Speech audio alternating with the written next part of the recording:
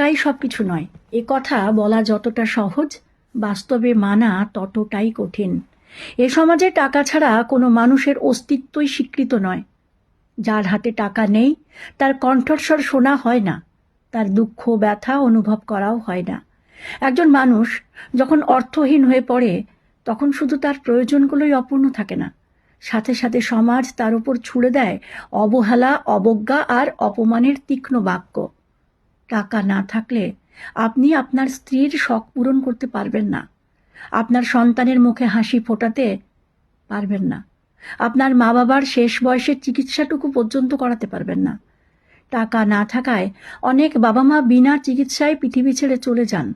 অনেক মানুষ নিজের স্বপ্ন ছুঁতে না পেরে আত্মহত্যা করে কেবল টাকার অভাবে।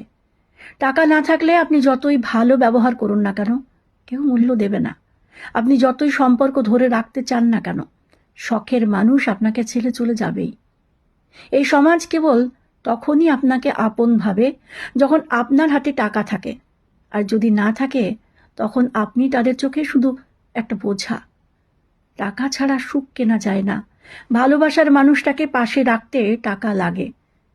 টাকা না থাকলে সময়ের সাথে সাথে সবাই দূরে সরে যায়, কারণ এই সমাজ কারো স্বপ্ন পূরণের দায় নেয় না। কেউ যদি ভাবে কিছু মানুষ কেন কেবল টাকার পেছনে ছোটে, তবে সে বোঝে না যারা টাকার পেছনে ছোটে তারা জানে অভাবের কষ্ট কতটা গভীর। তারা জানে সন্তানের মুখে একটু হাসি ফোটাতে কতটা যন্ত্রণা সহ্য করতে হয়। তারা জানে সম্পর্ক টিকিয়ে রাখতে কতটা ত্যাগ স্বীকার করতে হয়। তারা জানে জীবনের প্রতিটা মুহূর্তে নিজের অস্তিত্ব টিকিয়ে রাখতে কতটা যুদ্ধ করতে হয়। টাকাই কি সব? না, তা হয়তো নয়, কিন্তু টাকাই সেই ভিত্তি যার উপর দাঁড়িয়ে থাকে জীবন, দায়িত্ব, সম্পর্ক, স্বপ্ন আর আত্মসম্মান।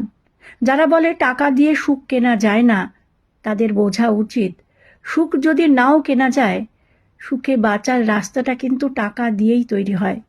জীবন শুধু আবেগ দিয়ে চলে না, চলে প্রয়োজন পূরণের সক্ষমতা দিয়ে। নমস্কার।